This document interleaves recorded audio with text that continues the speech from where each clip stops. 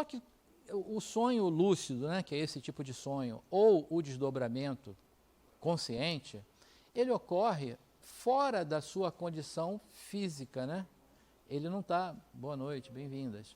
Ele não está ocorrendo, você está fora do corpo, né? Você está vivenciando uma situação fora do corpo. Bom, quando você retorna ao corpo e que acorda, que volta à vigília, aquela informação, aquele momento, aquilo que você viveu, não está na sua memória cortical. Ele está na sua memória espiritual. Então, você precisa criar sinapses para que ele passe para a sua cortical. Aí você vai ter lembrança disso. Bom, aí tem uma infinidade de exercícios que você pode fazer. O primeiro deles, não sei se já aconteceu contigo, mas você vai, pelo menos já ter ouvido alguém falar sobre isso. Você acordou de manhã, você está com um sonho fresquinho na memória. Se você contar, a minha avó falava que não pode contar, quando você acorda tem que tomar café primeiro para depois você contar o sonho, porque se fosse sonho ruim, podia acontecer, né? Mas isso é história. Porque se você falar sobre o seu sonho, você vai ter naquele momento detalhes dele. E você vai conseguir falar. Você pode falar, escrever, gravar, né? Na hora que você levantou, acordou, faz logo isso. Pronto, aí você... Tem técnicas que sugerem você dormir com papel, você dormir com gravador, você sonhou, você já grava e tal. Porque se não fizer isso, sabe o que acontece? Ao longo do dia, você pode ainda se recordar do sonho, mas você vai perder os detalhes. Você já, puxa, tem coisa que eu não estou me lembrando mais, então você vai perder. Então, por que isso? Não está na sua memória cortical. Então você precisa passar para a memória cortical. E ela só fixa na memória cortical você verbalizando ou você escrevendo, aí sim ele vai fixar, ele vai criar sinapses ali para ela estar nessa memória. Então por isso, você esquece por isso, né? Porque ele não aconteceu na sua... Não está no seu cérebro, está na sua mente, né? Aí para passar para o cérebro é isso que tem que acontecer. Mas tem vários autores que sugerem um monte de exercícios diferentes. A gente tem um grupo de estudo aqui, que é a GED, o Grupo de Estudo em Desdobramento, que se aplica a uma infinidade de técnicas nesse sentido, porque eu trabalho lá também. Eu digo que a gente não ensina a desdobrar, porque isso, desde que você começou as suas reencarnações, né, você se viu como espírito, você desdobra. Toda noite, quando vai dormir, descansar, você desdobra. Agora, o que a gente tenta ensinar é ter consciência de que você desdobra. Essa é a questão. Porque desdobrar, todo mundo desdobra toda noite.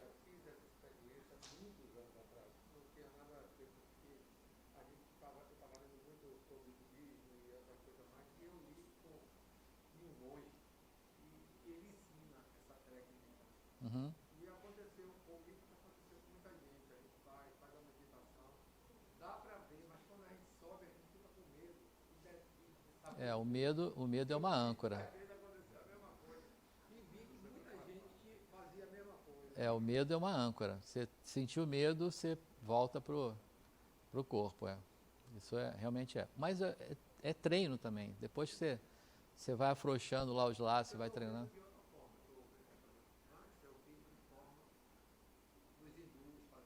Uhum. Agora eu estou vendo dessa forma. É isso aí. Pode? Opa, então estamos no nosso horário de iniciar e a gente sempre inicia com uma prece. Então, se puderem, por favor, sentarem de forma confortável.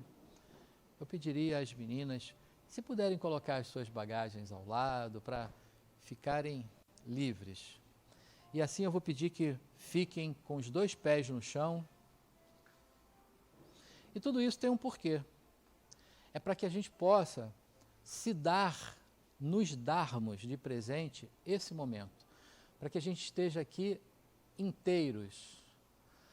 E estar com os 2 pés no chão é estarmos nos posicionando no aqui e agora. E por isso, nós estamos reunidos aqui na Fundação La Harmonia, no Centro Espírita Harmonia, na ULE, na Universidade Livre do Espírito, para uma aula, a aula de número 6, do curso básico de Espiritismo. Então, estamos aqui e agora por nossa escolha, dispostos a nos implicarmos com os conteúdos, com os temas que aqui são trazidos e que falam de nós, espíritos imortais. Nesse pensamento, nessa vibração, nos voltamos aos espíritos amigos e todos aqueles que aqui estão também neste mesmo propósito,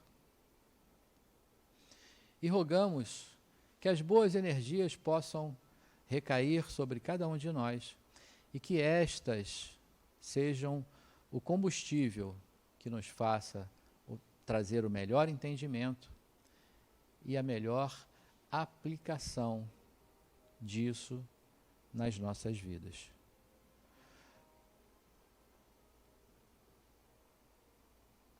Que a tua paz, Mestre Jesus, esteja em todos nós. Que assim seja. Muito bom dia. Opa, bom dia não. Boa noite. Queria só ver se vocês estavam acordados, né? Porque depois de uma prece dessa, fica todo mundo assim. Então, estão acordados, né? Hoje temos uma visita noite, pessoal. Especialíssima, ilustre. Hoje a gente tem o nosso amigo Plínio aqui. Ele já trabalhou com a gente no básico aí já há muito tempo, né, Plínio? E hoje ele coordena o ciclo 10. Então ele veio aqui hoje para fazer um convite para vocês, para nós, né, sobre a Semana Espírita. É toda sua. A semana toda? Pessoal, boa noite, tudo bem? Não tive aqui esse semestre ainda dando aula, não, né? Vou passar, vou aparecer. Prepare o coração. Né, Luizinho? É até uma musiquinha aí. Bom, eu trouxe uma colinha aqui para não esquecer de falar nada. Nós temos a Semana Espírita. Quem já esteve em alguma Semana Espírita aqui do nosso Centro Espírita? Não? Ninguém? Legal, então podemos inaugurar este semestre, né? Eu vou pedir para o Roberto distribuir para vocês um marcadorzinho de livros que a gente fez, com a data, com algumas informações, e aí, enquanto ele vai distribuindo, eu vou comentar algumas coisas. Primeiro, a gente tem a Semana Espírita e esse ano vai ser de 18 a 24 de abril, certo? Então, tem ali, vocês viram em vários lugares aqui, né, na Fundação, no centro, o nosso tema é Viver como Espírito, e é de 18 a 24. O que a gente propõe, né? Nós temos atividades todos esses dias, 18, 19, 20, 21, 22, 23 e 24. E que vocês escolham mais do que um dia na semana para vir conhecer outras atividades.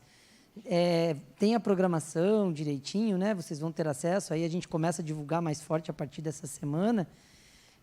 Mas tem mesa redonda, tem seminário, tem teatro, tem júri simulado, tem várias coisas bem legais que vale a pena assim, vocês escolherem, né? E aproveitarem, porque é um momento em que a gente, primeiro, faz de forma diferente os conteúdos que a gente está acostumado a fazer aqui na ULHA, ou seja, com atividades diferentes, e, efetivamente, a gente traz o nosso melhor conteúdo, né? Assim, a gente reúne de uma maneira muito legal, em uma semana, o nosso melhor conteúdo, assim, e esse semestre, esse ano, né, na proposta de viver como espíritos. O que a gente está propondo também é que vocês tragam uma pessoa para conhecer aqui, né? Sabe, é um momento de você trazer aquela pessoa, eu queria apresentar a ULHA, o Centro Espírita Harmonia. Então, é um momento legal, que a gente costuma trazer as pessoas conhecidas, os amigos, né? É uma forma de vocês também trazerem para conhecer o que vocês estão vivenciando aqui, né, durante a Semana Espírita. É uma oportunidade de apresentar a casa para as pessoas que a gente quer apresentar. Uma outra sugestão, e aí para quem costuma estar no Instagram e tal, eu pedi para o Rodrigo colocar ali, para facilitar, esse é o endereço do Instagram do Centro Espírita Harmonia. Então, sigam, porque a gente está sempre divulgando lá, fez uns vídeos de divulgação do que vai acontecer na Semana Espírita e tal. Então, quem costuma usar o Instagram pode seguir e vai estar sempre atualizado aí em relação às atividades da semana e, além disso, as atividades do centro, porque a gente sempre divulga tudo lá, palestra e tudo mais. Tá? Então, é uma coisa que a gente sugere para vocês também estarem antenados aí nas informações. E nós temos como costume para a Semana Espírita fazer um combo de venda, que é o seminário, né, o livro... Tem o seminário no combo? Fiquei na dúvida. Tem, né? O combo que a gente fala é assim, o seminário do domingo, que é a única coisa que é paga, porque é uma forma também da gente arrecadar para casa, né? O almoço, que a gente tem sempre na Semana Espírita, o livro, um dos livros, o combo tem combo A, B e C, com uma lista de livros que vocês podem escolher, e a camisa da Semana Espírita, que é essa que eu estou desfilando hoje, né? Que é uma camisa que a gente faz, assim, quem tem aqui normalmente tem orgulho de ter a coleção, né? Olha aí, ele já está de camisa, encamisado, né? E assim, é uma forma de vocês se integrarem, aproveitar, comprar o livro. O seminário é sempre muito legal, é um tema sempre, assim, a gente vira as chaves, né? Ou seja, é um tema que quando o Adenauer traz o conceito da Semana Espírita para a gente e tal, vale a pena vocês, de alguma maneira, procurarem estar aqui com a gente nesse período. Então, minha missão era essa, falar um pouquinho disso. Lembrar que o novo livro, que é o Viver como Espírito, que a gente está lançando, né? E Adenauer normalmente tem lançado um livro por ano nesse sentido, né? Toda Semana Espírita tem um lançamento de livro dele, tá legal isso. E aí esse livro é o livro-chave aí da Semana Espírita, já está à venda no Combo C também. Então, no Combo C você já pode adquirir o Viver como Espírito, que é o livro que ele acabou de lançar e que é o tema da Semana Espírita. Fechado, gente? Fomos bem? Vamos fazer uma fotinho assim só para divulgar. Vocês levantam o marcadorzinho aí. Quer ver? Vamos fazer aqui, ó, para a gente fazer vou fazer como fala, uma selfie. Deixa eu trocar de mão aqui para eu não derrubar esse negócio. Será que dá? Olha aí, ó, vai dar. Eu vou pegar o meu aqui também. Aí, ó. Aí. Pronto, show de bola. Pessoal, obrigado, tá? Luizinho, obrigado pelos minutinhos aí. Esse ano eu dou uma passada aqui ainda para bagunçar uma aula, né? Acho que sim, eu acho que sim. Beijo, pessoal, obrigado, nos vemos, tá? Se a gente demorar para se ver, vai ser lá no ciclo 10, passa rápido, daqui 5 anos. Bom. Passa rápido, não passa, Luiz? Rapidinho, eu estou falando para aqui, que ontem a gente estava aqui começando hoje aí o 6º encontro, então, chegar no ciclo 10 é logo ali. Bom, então, pessoal, vamos nós, então, já entrarmos no nosso tema dessa noite. Eu gosto sempre, para que a gente integre, né, e faça o engajamento mental em relação aos temas, que estão todos imbricados, né? A gente já falou, antes um pouquinho de começar, a gente estava no bate-papo aqui e falei sobre isso, mas a gente já falou na aula 1 sobre o que é o Espiritismo, na aula 2 sobre Deus, na aula 3 sobre Espíritos, na aula 4 sobre evolução. E na aula passada, nós falamos sobre a libertação. Não foi isso? Bom, esses temas são fundamentais para o entendimento das próximas aulas, né? Porque a complexidade também dos temas vão aumentando. Hoje, a gente inicia um tema que a gente não vai conseguir encerrar ele hoje. Então, a gente precisou desdobrar esse tema em 3 encontros. Nós falaremos hoje sobre ele, na próxima aula, da mesma forma, e na outra aula ainda, daqui a 15 dias, ainda estaremos falando sobre reencarnação. Então, tal complexidade, tal tamanho de abordagens, né, que teríamos para trazer, que não caberia num encontro de 1h30, mais ou menos, é o tempo final, né, que a gente tem de entrega de conteúdo. Então, precisou fazer dessa forma. Hoje, nós falaremos sobre reencarnação e ciência, porque o fato é que esse tema reencarnação. Aliás, é uma coisa até curiosa. Eu não sei se eu já contei para vocês, porque eu sempre conto isso. Na minha casa, na minha família originária, né? Meu pai, minha mãe, é um encontro ecumênico. Porque a minha avó, que está encarnada ainda, está com 97 encarnada, estou torcendo para ter dado o DNA dela, para ter essa longevidade, né? Então, a minha avó é evangélica, de uma filosofia evangélica, já, sei lá, 40, 50 anos, há muito tempo. E a minha mãe também é evangélica, mas de outra igreja, não é da mesma igreja, não. Assim, eu não sei explicar bem, mas tem pensamentos doutrinários diferentes lá, né? Aí o meu pai católico, meu pai já desencarnou, mas meu pai católico, catolicão mesmo, né? De ir à igreja, domingo e tal. E o meu irmão budista, e eu espírita. Imagina o almoço de domingo dessa casa, né? Que festival, né? Então, é um verdadeiro encontro ecumênico, porque é um desfile de pensamentos religiosos distintos, né? E o fato é que, de vez em quando, eu pego a minha avó falando assim, nessa encarnação eu não vou resolver isso. Eu falo, acredita, né?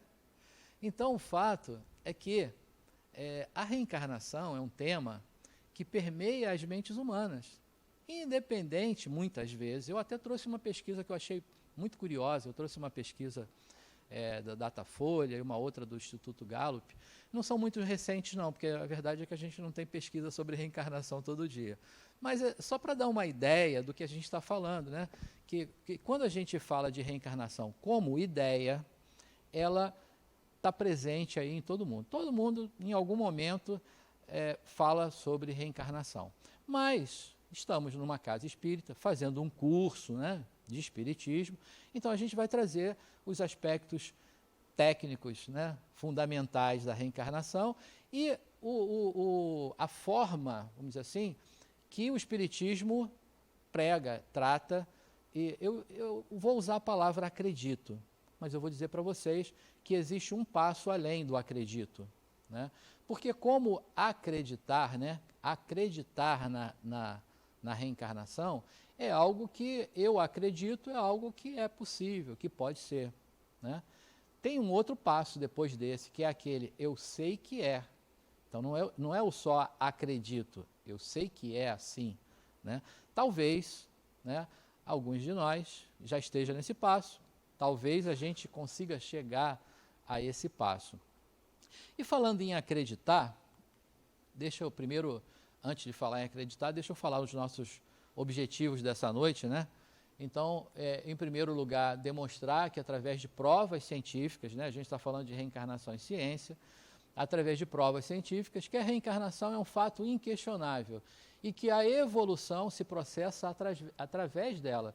Então, a gente viu lá que o espírito, na aula de evolução, né, a gente viu que o espírito ele foi criado lá como princípio espiritual, aí ele se transforma em espírito, e quando ele se transforma em espírito, ele tem uma escala espírita a cumprir, né? É espírito imperfeito, depois é bom espírito, até chegar a espírito puro. E que mecanismo auxilia ele nessa evolução? A reencarnação. É um mecanismo, eu diria, talvez o principal para que isso ocorra. Bom, depois disso, a gente vai passar por esses 5 tópicos aqui, mostrar as evidências da reencarnação nas diversas culturas da história. Não somos nós, né, espíritas, os donos dessa suposta verdade. Não somos nós apenas que falamos, né, existe uma infinidade de outras filosofias religiosas que são reencarnacionistas. Então, tem um pensamento de vida após a vida, mas o que não quer dizer que seja exatamente como nós dizemos ser, né? Então a gente vai ver sobre isso, as diversas culturas na história, desde quando se fala em reencarnação, na filosofia e nos mais diferentes religiões, apresentando inclusive os diversos trabalhos científicos a respeito. A gente tem pesquisadores, cientistas, né, que estão desvinculados de qualquer uma dessas religiões e que pesquisaram, e que publicaram, né, trabalhos, artigos a respeito disso. Explicar a necessidade da reencarnação para a compreensão da evolução, estabelecendo o conceito da palingênese, né? Guardem aí a palavra que falaremos dela. Demonstrar que sem o esquecimento do passado não é possível o crescimento junto a outras criaturas. E explicar que os encontros e desencontros da vida, na maioria das vezes, se devem às reencarnações. Explicar que as doenças, antes de serem punições, são lições educativas ao espírito em aprendizagem. Então, temos essa missão aí para essa noite. E, para iniciar, né, só relembrando, nós desmembramos esse tema em 3 aulas. A aula 6 falaremos sobre reencarnação e ciência. Na próxima semana, reencarnação como processo educativo. A gente vai desconstruir algumas coisas aí nessa aula, em que não sei se algum de nós aqui já alguma vez falou assim, não, porque eu estou nessa vida aqui pagando aquilo que eu fiz de errado, né? Estou pagando os meus erros, né? A gente vai entender que a gente não paga nada, não paga nada, né? O cartão de crédito, essas coisas, tudo bem, né? Acho que às vezes os juros é um absurdo, mas a gente tem que pagar.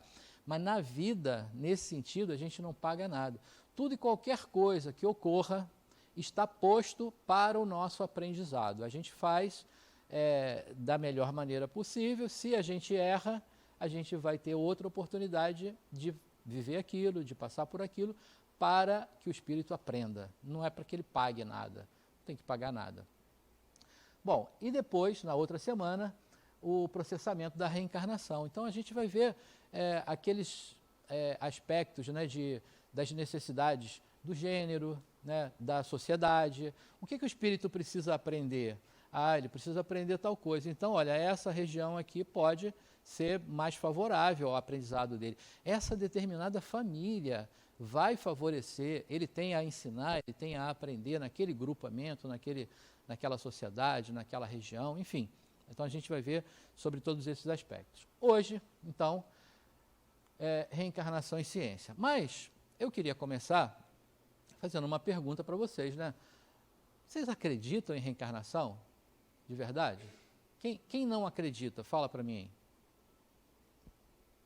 Silêncio sepulcral. Sepulcral. Ninguém fala nada. Eu vou entender que o silêncio é um sim. Então, que ninguém aqui não acredita. Todo mundo acredita em reencarnação, né? Bom, agora quem é que sabe me dizer o que é a reencarnação de verdade? Quem é que sabe me dizer? Quem me ajuda? Cri, cri, cri. E o silêncio, os túmulos são mais silenciosos. A senhora pescou, tudo bem, vale a pesca, pronto. Chega ali, Murilo. Murilo não, desculpa. Reencarnar é o retorno a um novo corpo, através de um novo nascimento, via fecundação biológica, da personalidade individualizada do ser humano. Retornar significa voltar, com a mesma individualidade anterior, apesar de mudar de nome, corpo e às vezes de cultura. Não se passa a ser outro espírito. Pronto, valeu a pesca, mas é a definição. Então, reencarnar é retornar a um novo corpo, né? O espírito que pré-existe retorna a um novo corpo.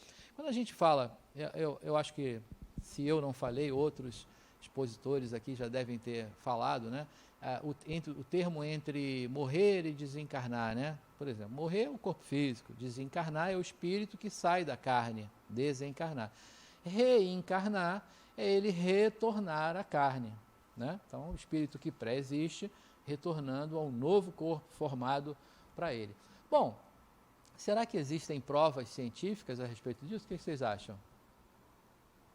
Porque tem uma pergunta que é sempre posta aqui, e que eu vou trazer para vocês, já que vocês estão na timidez ainda inicial, né? E quando a gente fala de ressurreição, qual é a diferença de reencarnação e ressurreição? A ressurreição é o corpo mesmo que vai, eles acreditam que vai renascer, mesmo que já seja tirado o corpo. O corpo vai voltar, né? Algumas religiões, ele acha que Deus vai fazer reverter aquela situação. O meu tataravô, que desencarnou há 120 anos atrás, foi sepultado lá no cemitério São João Batista. As moléculas que compunham o corpo dele já se desagregaram todas, algumas viraram adubo da mangueira. Aliás, diga-se de passagem, manga de cemitério é um negócio fantástico, né? Delicioso.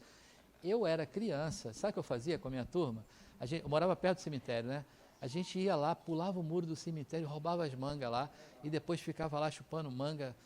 Deliciosa, porque é super adubada, né? Então é boa mesmo, de verdade. E aí, enfim, voltando, porque é sério, né? Porque vocês ficam ouvindo esse facilitador falar besteira, mas voltando para o que é sério, então parte daquele corpo, né, virou adubo de manga, outra parte virou barro que virou bloco de construção lá para, sei lá, até para as construções mesmo dentro do... Se ela está rindo ainda, né? Mas a manga é boa mesmo. Experimenta que vale a pena. Docinha, uma maravilha. Então, outra parte virou bloco de construção, enfim. Imagina na hora assim, é a hora da ressurreição. Aí vem um bloco de lá para cá que vai se desmanchar para virar a célula de novo, vem uma manga chupada, né? Olha que confusão, né? Aí, nossa, não ia dar certo, não ia dar certo. Bom, a ciência, a gente está falando de ciência hoje, né? A ciência vai dizer para a gente que não é possível isso, né? Uma vez desagregado, né? Uma vez decomposto aquele corpo, né? Não tem mais como voltar. Então, aquele corpo não vai voltar mais. Bom, aí agora vamos pensar então na reencarnação. Papai e mamãe se conhecem. Aquela piscadinha de olho, pá, namoro. Aí a gente sabe como é que é, né? Pronto. Também vale, né? Também vale porque também forma corpo, né? Mas vamos no romântico. Eu sou um cara romântico e tal. Então, namoro, aquela coisa toda bacana, não sei o quê, aquela paixão, pronto. Aí a gente resolve fazer o herdeiro, né? Aí pronto, a gente sabe como é que é o negócio. O corpo novo em formação vai proporcionar condições, né, de um espírito que pré-existe se acoplar fluidicamente àquele corpo e até interagir com ele na sua formação. A gente vai ver sobre isso hoje, né? Bom, agora a gente está falando de algo que, peraí, agora é possível, porque a gente sabe como é que faz corpo, né? Então, agora está possível. Agora, a ressurreição, a ciência de cara já diz, não, isso aí não vale, não dá. Então, essa é a diferença básica. Bom, como eu falei para vocês, eu trouxe uma pesquisa aqui, que não é muito atual, você vê aqui, ó, 2005, né? É com relação a pessoas que acreditam em reencarnação, para a gente ver como é que esse tema está no mundo, né? Então, na Europa, em 1969, 20% de pessoas afirmavam acreditar em reencarnação. Em 1990, 23%, aumentou um pouquinho, a gente não tem o dado ali de 2005. Nos Estados Unidos, em 69 era 20%, passou ali em 90 para 26%, houve um aumento, depois diminuiu de novo, 2005. No Canadá, começou com uma credibilidade maior, né, 26%, chegou a 31%. Bom, isso fora daqui, né? Aí vamos para o Brasil, olha o que acontece. 37% das pessoas afirmam que acreditam, né, plenamente em reencarnação. 18% tem dúvida, 44% diz não acreditar, categóricos, não acreditam. 1% não respondeu. Essa pesquisa é um pouco mais recente, é Gallup 1990, mas você vê que temos ainda um delay de tempo aí muito grande. Agora, essa parte é que me impressiona quando a gente fala sobre as religiões. Então, olha, quando a gente está falando de religião, né, na religião espírita, eu acreditava que 110% das pessoas acreditavam em reencarnação, né, porque está na base do espiritismo, né?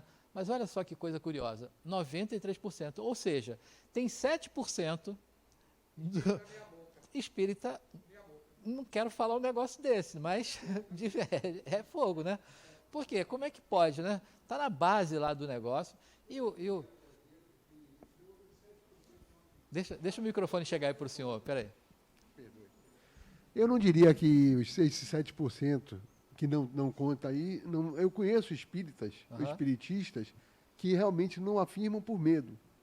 Por que eu estou fazendo aqui? Se eu voltar, como é que fica? Entendeu? Então, talvez seja um dado que a gente tem que fazer uns questionamentos. Entendi. A veracidade da resposta, né? Porque daqui a pouco o cara, né, prefere... Você sabe que espírita tem fofoca também, sabia disso, né? Então, você sabe que tem uma história aí que conta que no catolicismo, no cristianismo, vamos dizer assim, se admitia a reencarnação. Sim. Até um concílio papal, lá do século V, Constantino era um cara danado, né? E diz que a mulher dele não era assim muito direitinha, né? Ela gostava lá dos escravos, né? Tinha uma coisa assim. E um dia ele falou que ia botar ela nos eixos, falou, olha, você vai ser castigada se você não ficar bonitinha aqui dentro de casa e tal. Ela falou, olha, se você fizer isso, não tem jeito, porque na outra encarnação eu vou vir escrava para ficar junto com eles. Aí ele falou, é assim? Então tá bom, a partir de agora está decretado aqui, acabou a reencarnação. A partir de agora é ressurreição e a gente não vai ter mais reencarnação, você não vai mais, né? Olha que pensamento, né? Claro, brincadeiras à parte, mas no século V, Constantino, de fato, muda isso no cristianismo, né? Tira a palavra reencarnação. E aí é que você está trazendo isso, que às vezes por medo, então imagina, né? O cara com medo de ser traído, muda um fato que não tem como, não adianta mudar a palavra, né? Porque é uma situação. Então é bem possível que esses 7%, né, sejam pessoas que não tiveram ou a coragem de admitir, ou enfim, algo assim. E talvez até os 93% também podem ter dito que acreditavam. É sempre questionável, mas isso é um censo, né? Uma pesquisa. Então, você ia falar algo, eu te interrompi. Não, mas você completou. Ah, então ok. Bom, então, esse dado realmente me surpreende, porque eu esperava que ou fosse um número maior, pelo menos 100%, né?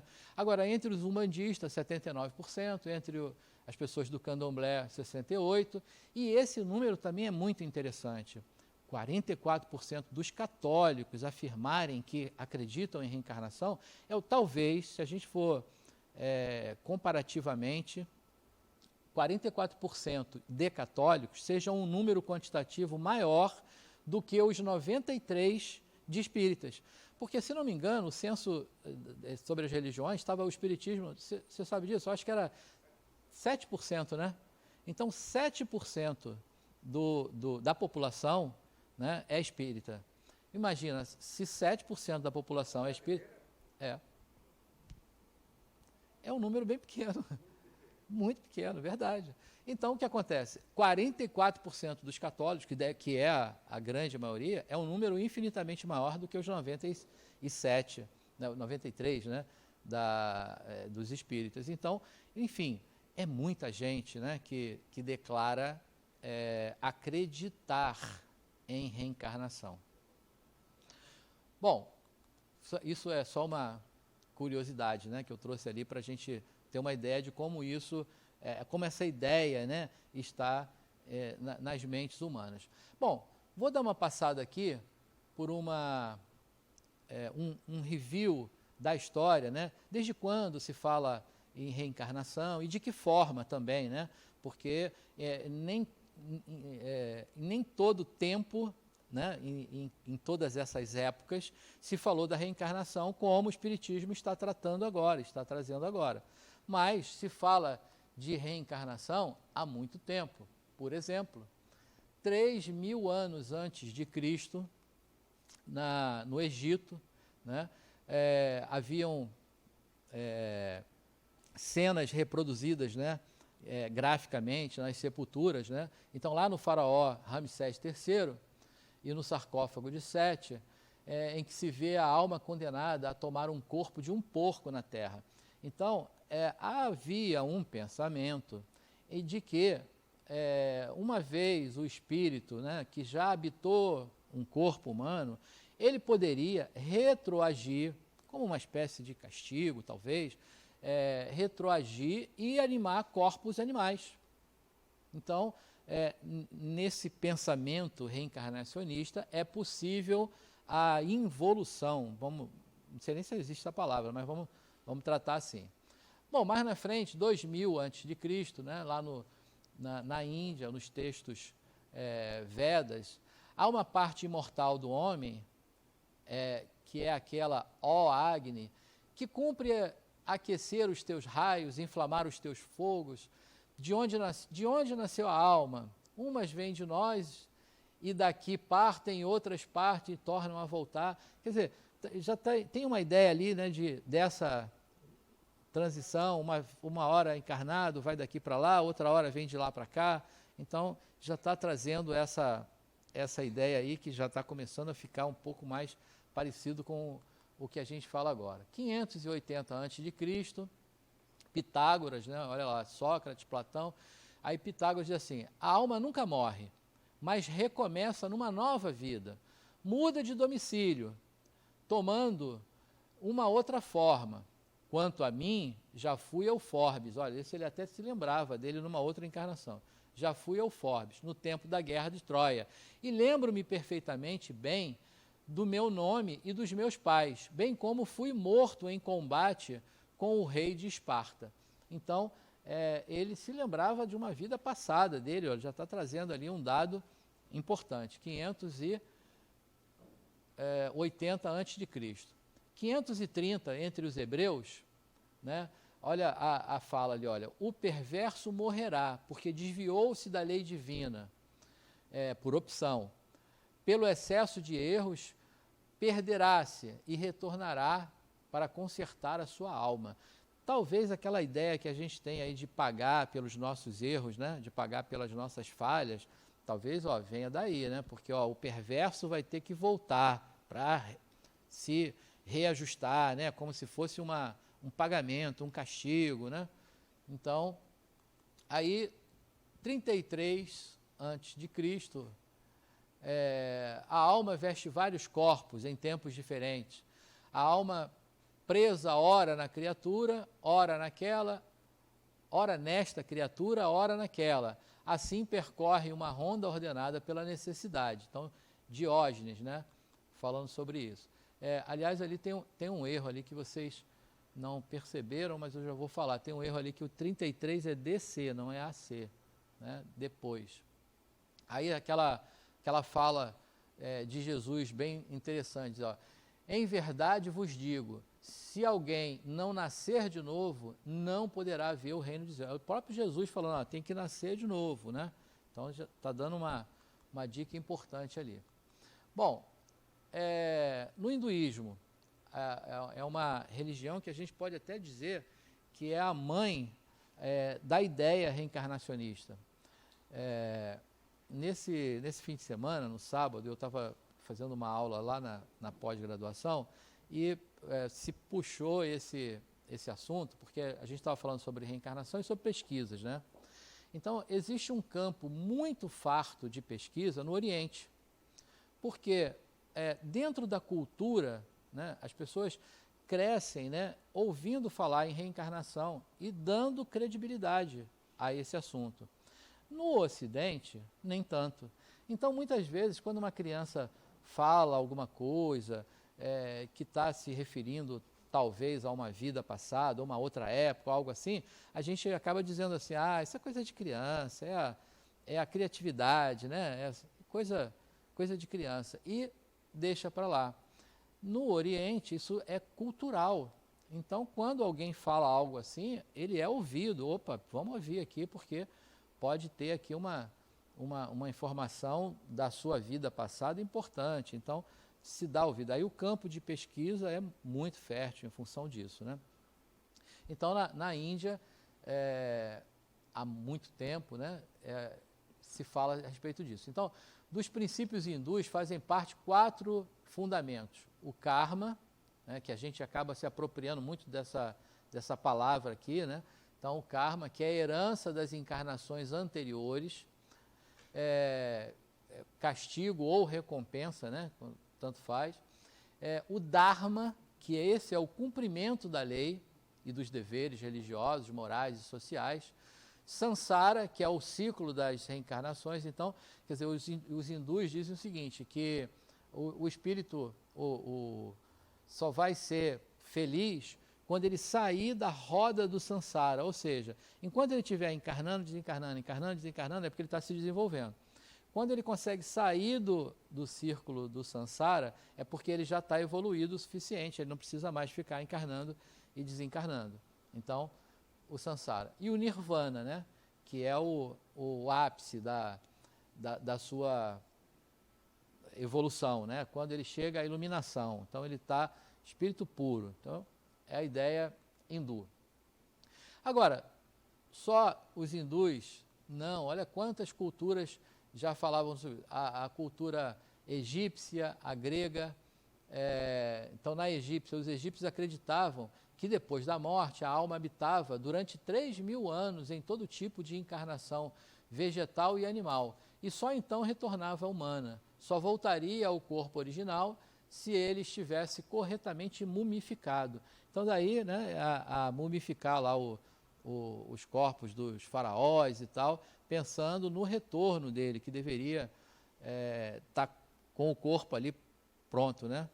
Lê do engano. Depois a gente tem aí até hoje um monte de múmia, ninguém voltou, né?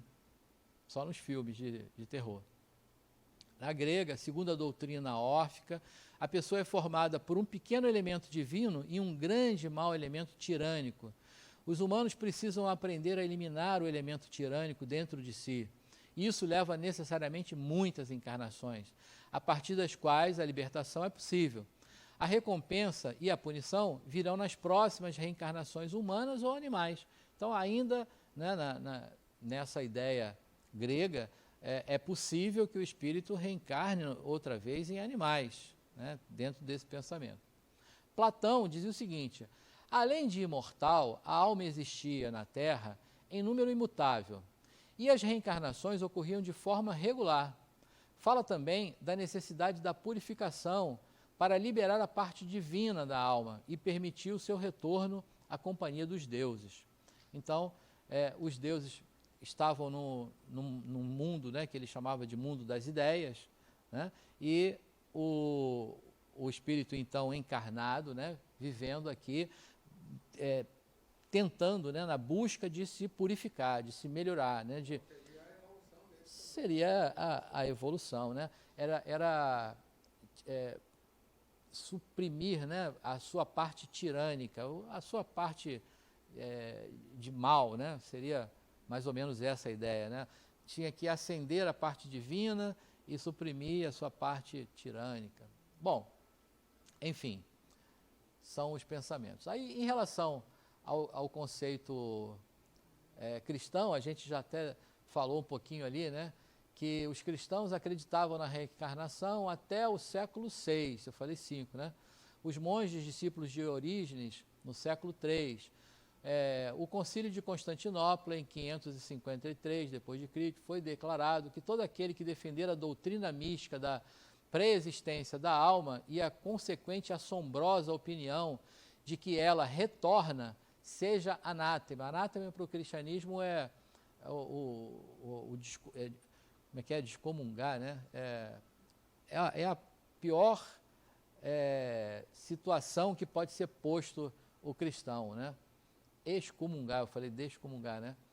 Então, o imperador Justiniano foi que decretou, né, essa mudança. Corpo e alma, materializado, era uma coisa só. Sócrates, né, antes disso dizia, olha, Sócrates e Platão, ambos acreditavam na palingênese. Palim, outra vez, gênese, nascer. Então, nascer de novo, palingênese, né? A imortalidade da alma e as sucessivas reencarnações. Ao reencarnar num corpo, a alma recorda reminiscências do mundo das ideias, que Platão falava, haver esse mundo das ideias. O corpo e a alma, energia, eram distintas. Então, era a diferença de que ele pensava. Bom, mas afinal, na visão espírita, o que é a reencarnação? E aí, me perdoe, me esqueci o nome da senhora? Clarissa. Ela pescou ali, mas lindamente trouxe a definição, né, apropriada da reencarnação. Então, o que é a reencarnação? É um espírito que pré-existe se acoplar, né, retornar a um corpo que está sendo formado ali exclusivamente, né, para esse espírito. Então, Kardec, lá no Evangelho segundo o Espiritismo, diz assim: a reencarnação é a volta da alma ou espírito à vida corpórea, mas em outro corpo especialmente formado para ele e que nada tem de comum com o antigo. Então, é um corpo novinho, formado ali para ele. No livro de vocês, né, Adenauer, lá na página 46, diz assim: reencarnação é um mecanismo obrigatório no nível de evolução em que se encontra a humanidade terrestre.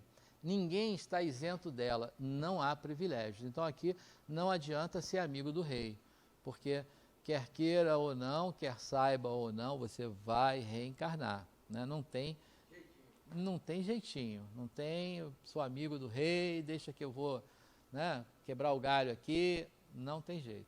A gente vai estar submetido à lei igualzinho. Então, reencarnar sem a lembrança do passado é um mecanismo que possibilita a convivência de contrários, daqueles que elevaram a paixão ao seu grau máximo.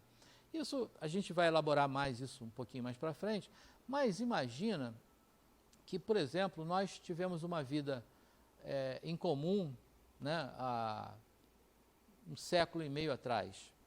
Só que naquela época eu era muito mais malzinho do que eu sou agora, era danado.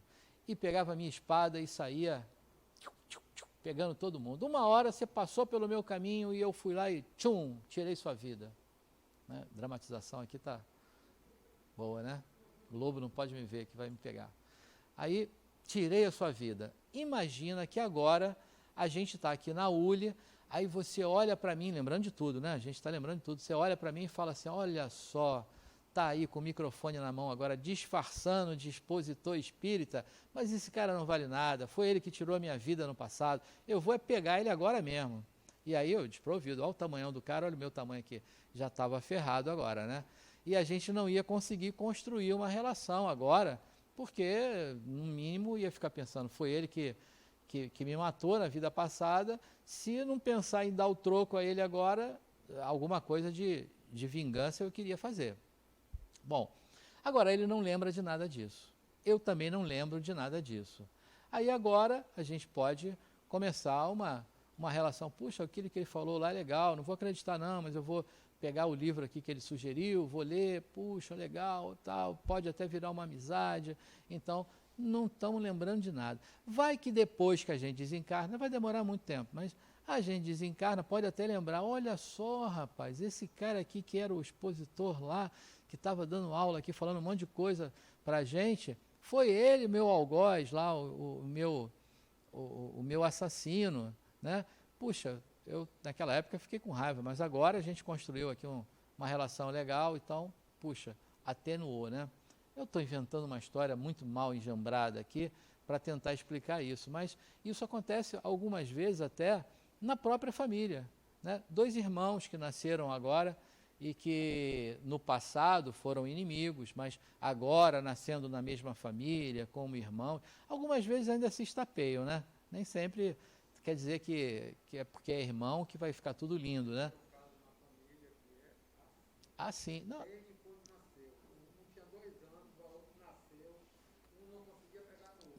Pois é. Você sabe que vou contar para vocês uma coisa que está ficando difícil a gente ser expositor espírita, porque tem que pensar nas palavras que vão falar, né? Porque há 2 semestres atrás, a gente estava pleno, né, na pandemia. As aulas estavam online. E aí, numa aula, eu acho que foi na aula de reencarnação mesmo, eu falei sobre isso. Ah, não, foi na aula de família. Foi na aula 18, né? 18 ou 19, por aí. Na aula família, eu fui falar assim, todo mundo aqui tem uma ovelha negra na família. Mas eu ainda falei isso e ainda disse assim, olha, quem disse isso foi a Rita Lee, né?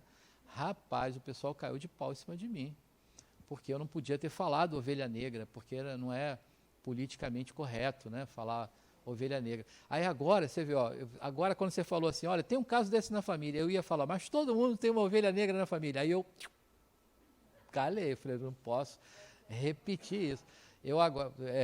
Pois é. Então, e não tinha a menor intenção de estar ali usando a palavra de forma. Pois é.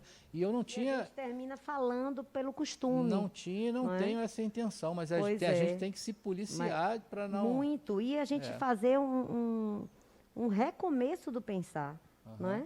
Pois Porque é. a palavra negra foi usada de uma forma muito Mal, pejorativa, né? muito mal, forte, mal muito aplicada. má. Pois é. E a Aí gente precisa agora, rever isso no nosso agora falar. eu realmente tenho que tomar cuidado porque tem palavras assim que a gente usa com. Né? Então agora eu vou dizer, olha, todo mundo tem um parente complicado dentro de casa. Difícil. Complicado, esquecer a cor. Pois é. Então todo Somos mundo todos tem coloridos. um parente complicado e difícil dentro de casa. E muitas vezes se explica pelas reencarnações. Porque foram pessoas que estavam totalmente desajustadas, né, nas suas relações e que, com a possibilidade da consanguinidade, né, dessa aproximação que a vida, a relação consanguínea traz, é uma... Você falou, eu pensei que era uma pergunta ali, eu olhei para lá, mas tem pergunta aí não? Então essa relação pode desfazer, né, os problemas, né, pretéritos e passados. Bom, vamos seguir mais um pouquinho então. Qual é a diferença então entre ressurreição, metempsicose e reencarnação? Quem me ajuda aí? A gente já, ressurreição e reencarnação a gente já falou, né? Já está claro. E a metempsicose? Hã? Tá lá, já. Só dando um Google. Só dando um Google. Não, aqui, ó, Não já sei o que matou é, ali, não mas tenho ideia. leva só para a turma ouvir aqui. A metempsicose é voltar para o corpo animal, reencarnar no corpo animal. Então, o Espiritismo, ele traz que as reencarnações, elas são progressivas, ou seja, a reencarnação é um mecanismo de evolução do espírito. Então, sendo assim, não é possível que o espírito, depois de atingir uma certa complexidade, que ele retroaja a animar um corpo menos complexo. Então, não é possível você voltar, mas existe, né, o pensamento reencarnacionista que é possível isso, né? Então, por exemplo, tem locais que dizem assim, olha, aquele determinado monge, né, agora reencarnou num bovino.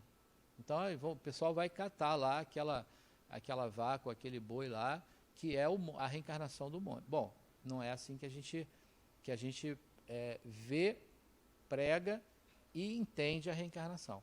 Bom, já que a gente está falando de ciência, tem um porquê. Porque imagina que depois que o espírito consegue a complexidade de atuar num corpo extremamente complexo, né, com um sistema nervoso, né, da complexidade do humano, ele voltar para uma forma menos complexa, a comparação que dá para a gente fazer imagina se a gente hoje, né, pega o Windows mais moderno, é o 10? O 11, né? Se a gente pegar o Windows 11, né, e lá para instalar na máquina e pegar lá aquela máquina lá da década de 90, aquele PC XP, tem muita gente aqui que nem conheceu, né? O PC XP, você querer instalar o Windows 11 lá nele, o que vocês acham? Vai funcionar? Não vai, né? Não roda. Então, o software tem que ter um hardware compatível, né? Então, o software, vamos dizer que seja o espírito. O hardware é o corpo físico. Não adianta a gente querer pegar esse software aqui e instalar num cara das cavernas. Não vai dar. Não vai rodar. Então, é mais ou menos isso. Então, isso a ciência consegue explicar para a gente, né? Consegue experimentar. Então, não é possível. Então, a metempsicose para a gente não a gente ouve, sabe o que é, mas não é aceito, né? Não é possível. Bom, e aí vamos falar um pouco sobre as pesquisas que ocorrem hoje e as linhas de pesquisa. Na verdade, a gente tem como campo de pesquisa, primeiro, a experiência de quase morte. Então, o EQM, hoje, ele é extremamente estudado. Experiência de quase morte são aquelas pessoas que relatam, tiveram um problema, ficaram mortos, né, por alguns instantes, houve uma ressuscitação ou não, e as pessoas retornaram e elas mencionam que tinham consciência naquele intervalo, né? Hoje tem uma infinidade de relatos e, independente das publicações, a quantidade de relatos, né, sobre isso é muito grande. Pessoas no hospital aqui que, depois de uma ressuscitação, sabem e contam tudo o que aconteceu durante o período e tal. Pois não, deixa eu chegar.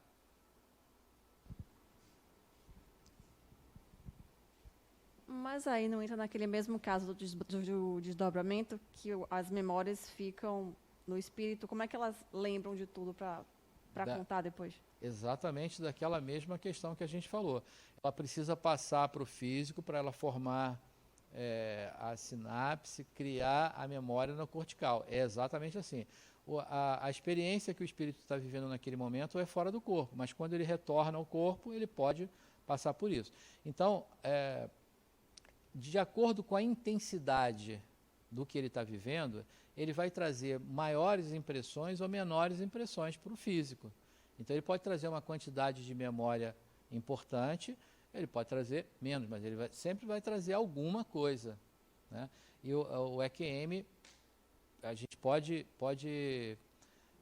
ser um caminho de pesquisa importante. Que vão ter outros. Tem outra pergunta. Deixa eu chegar, o Roberto vai chegar aí para você, com o microfone. Boa noite. Boa noite. Nos quadros de coma, seja ele induzido ou não, essa relação também tem estudos que comprovam essa experiência? Perfeito, tem sim. O corpo... Não importa se o coma for por um trauma ou se foi induzido por drogas, naquele momento ali, isso a gente falou na aula passada até, o espírito está liberto parcialmente do corpo. E ele está, vamos dizer assim, aferindo, né, a vida por outros sensores que não são os do corpo físico. Mas quando ele retorna, quando ele acorda então desse coma, né, e o metabolismo dele volta ao normal, ele traz as impressões daquilo que ele viveu. Tem uma infinidade de relatos de pacientes que estiveram em coma durante um tempo e que os médicos, as enfermeiras que entraram, que trataram ele durante aquele tempo e que ele estava dormindo, né, e ele sabe dizer quem foram as pessoas, o que utilizaram, e o que falaram, né? Então, isso porque ele conseguiu participar daquilo, vivenciou aquilo fora do corpo, mas trouxe a impressão para o físico. Eu fiquei muito assim, preocupada, eu termo, porque o expositor, que eu vim assistir a aula aqui sexta-feira, ele falou exatamente ao contrário disso. Eu fiquei horrorizada, espantada. Mesmo? Inclusive, ela é enfermeira, e eu sou enfermeira, era de UTI, e ela chegou ao absurdo, eu considerei um absurdo, de falar para as pessoas que estavam presentes que se você tiver um parente, fale o que você tiver que falar antes.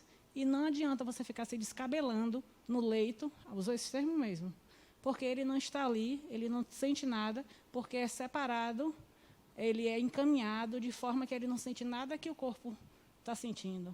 Eu falei, gente, que... Eu fiquei preocupada em ouvir... Será que ela estava dando a mesma informação que você estava... Sim, ela está gravado, como ela mesmo falou. Eu vim bonitinha porque está gravado, está gravado. É mesmo? Que coisa. Eu fiquei preocupada. Bom, o espírito fora do corpo consegue aferir a realidade que ele está vivendo. A gente tem duas formas de aferir isso, né? No corpo físico, você tem 5 sensores, são os seus 5 sentidos, né? A visão, a audição, paladar, enfim. Isso é dessa forma que você afere a sua dimensão.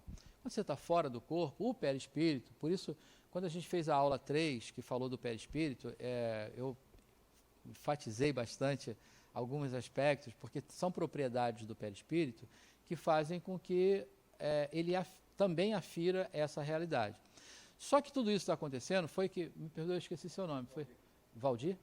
Então foi o que o Valdir perguntou, está fora do corpo. E quando ele, não foi o Valdir, foi você, né? Eu já embolei tudo aqui.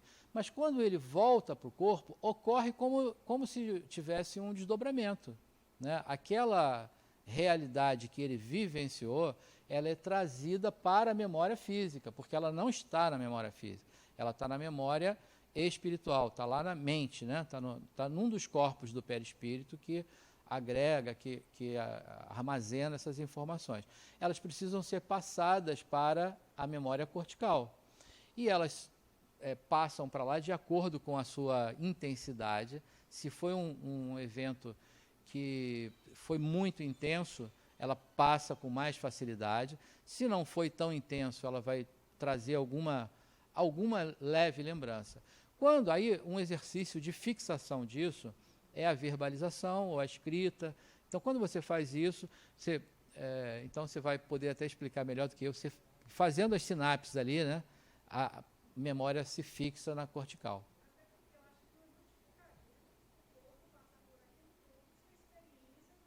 For perdida, né? Não é perdida. Ficou bem, da forma como ela colocou, ficou bem clara. Nos perdoe se houve algum equívoco nessa informação na aula. Senão não justificaria na o outra corpo aula, passar por essa vivência, essa experiência, essa dor que ele está passando, se não é para ficar um aprendizado, seja lá qual for. Bom, vamos avançar então para a gente seguir um pouquinho mais. Então, outra forma, as memórias espontâneas em crianças. Então, tem crianças que relatam algumas vezes aquilo que a gente falava, que o Oriente, então, é um terreno muito fértil para isso, né? Porque, como é da cultura das pessoas, né, terem a reencarnação como um fato, como uma verdade, então, quando uma criança fala de algo que vivenciou e tal, eles são ouvidas, né? Aqui, muitas vezes, no Oriente, não sei o que dizer aqui, né? no Ocidente, então, muitas vezes, a criança fala e a gente fala, isso é criatividade, da cabeça da criança, né? E acaba não dando muita atenção àquilo. Mas crianças trazem algumas vezes, isso não quer dizer que seja uma regra, isso é a exceção da regra, né? Trazem algumas vezes lembranças espontâneas. E tem um cara que é um pesquisador, acho que é talvez o que começou está na base da pesquisa, né, que é o professor Ian Stevenson, a gente vai falar sobre ele aqui, quem começou com essa pesquisa, pegando crianças e fazendo relatos, e a criança relatava algo de uma vida passada, e ele ia lá comparar, ela está falando aonde? Era na França? Em que lugar da França? Tal lugar. Ele ia lá nos hospitais, via se aquela pessoa viveu lá, nos cartórios, para ver se havia registro, né, de que aquela pessoa com aquele nome tinha de fato passado por ali. Então, as pesquisas deles são nesse sentido. Aí tem uma outra forma, que é o desdobramento, né? A pessoa desdobra, tem contato, né, com as suas memórias de vidas passadas, pregressas, e ela traz essa informação. Tem uma técnica que é uma técnica terapêutica, né, que é chamada TVP, que é a terapia de vidas passadas. E tem uma grande pesquisadora, a doutora Ellen, ela começou a fazer a TVP com os pacientes dela com a intenção de regredir a memória até a vida uterina, porque ela queria encontrar ali questões, né, que pudessem ter maculado, né, psiquicamente aquela criança e tal, e a ideia era isso. Só que ela começou a ver relatos de regressões anteriores à vida uterina. Então, falavam de outras vidas, de outras circunstâncias, né, de vivência. E aí aquilo chamou a atenção e ela, no final, fez uma declaração fantástica e publicou isso. A gente vai ver mais na frente. Então, características inatas, marcas de nascença. Tem crianças, né, que trazem cicatrizes, marcas, e que isso não tem a ver com aquelas marcas genéticas, né, de família, né? O meu pai tinha uma marca e eu nasci com uma marca parecida. Não é isso, não. É uma malformação, né, de alguma parte do corpo e que tem a ver com uma mácula do passado. Então, por exemplo, uma pessoa que foi castigada e foi cortado lá os seus dedos, né? Aquela dor, né? Aquele momento, né? Do corte dos dedos, o golpe, né? Da lâmina lá e tal, aquilo macula de tal forma o perispírito dessa pessoa que na próxima vida aquela mácula, né? Que está lá no perispírito começa a interagir com o novo corpo e acaba reproduzindo aquilo. Então ela traz alguma malformação nos dedos. Bom, tem um caso, já vou antecipar o slide, quando chegar na hora eu falo para você, a gente já antecipou. Tem um professor, um médico, né, canadense, o Dr. Ian Stevenson, né, que ele começou pesquisas nesse sentido, porque tinham muitas crianças que chegavam lá e com marcas assim, que falavam, olha, o cara cortou minha orelha com a espada, e ela tinha uma malformação na orelha e tal. Bom, aí teve um caso que foi assim, que esse não está no slide, eu vou contar. Tinha um cara que era um policial, e ele estava num dia de folga dele, e ele resolveu ir nessas lojas de conveniência do posto de gasolina, e ele foi lá para comprar alguma coisa. Quando chegou lá, estava acontecendo um assalto. Ele, como policial, reagiu, né? E aí ele reagiu, mas ele estava desarmado, os ladrões deram alguns tiros nele, e os tiros entraram lá no coração e fizeram um estrago lá no septo interatrial. Bom, ele desencarnou. Só que ele tinha uma filha, que era novinha ainda. A filha cresceu, casou, teve um filho. Quando esse filho dela estava numa idade, acho que de 3 anos, me parece, ele de repente, a mãe brigou com ele fez uma peraltice lá e a mãe brigou com ele. E aí ele olhou para a mãe e falou assim, olha, quando eu era o seu pai, eu não fazia assim com você. Aí ela, né, parou para... E ele continuou, falou, olha, eu dei para você um cachorrinho chamado tal, e você fazia isso e fazia aquilo. O menino começou a lembrar um monte de coisa, e ela ficou, né, ali, de boca aberta ali. Bom, foi levar ele lá para o Dr. Stevenson. Aí, quando levou para o Dr. Stevenson, a primeira coisa que ele fez foi pesquisar o nascimento dele. Quando ele nasceu, ele teve um problema congênito, ele nasceu com uma falha no septo interatrial. Aí, e o menino relatava que ele era o pai, né? O que eles fizeram? Foram lá no laudo, não é laudo que fala, né? É o prontuário, no prontuário médico dele, né? E que relatava a lesão, né? O que o projétil da arma de fogo fez lá. E a lesão que tinha lá do projétil era exatamente igual à lesão que o menino nasceu com ela. Ele teve que ser operado, nasceu e já foi operado logo para fazer a correção daquela lesão lá no coração, né? Então, as semelhanças, né, eram muito grandes, né? Ele inclusive mostra a imagem nessa publicação, mostra imagens, né, do prontuário lá da vida anterior do pai e da lesão que o menino nasceu, né, idênticas. Então, enfim, esse doutor Stevenson pegou uma infinidade, se não me engano, me falha a memória, 3.000 casos de relatos de crianças que se lembravam de vidas passadas e que traziam marcas, né, traziam marcas no corpo que tinham uma relação com a vida passada. Aí tem um pesquisador brasileiro, né, Dr. Hernani Guimarães, engenheiro, meu amigo de profissão, que resolveu se debruçar isso, pesquisar isso. E ele chegou, você tem uma ideia, a dar nome a uma das funções do perispírito, chamada MOB, Modelo Organizador Biológico. Qual a conclusão que ele chegou? Que o perispírito, dentro dessa função, ele interage com o biológico. Então, papai e mamãe deixam uma herança biológica, uma herança genética, né, para a formação do corpo. Mas o espírito interage com aquele material e ele vai formando, ele vai trazendo as suas características na construção do seu corpo. Por isso que se ele tem uma mácula muito importante de uma vida passada, algo que emocionalmente marcou, que fisicamente trouxe uma construção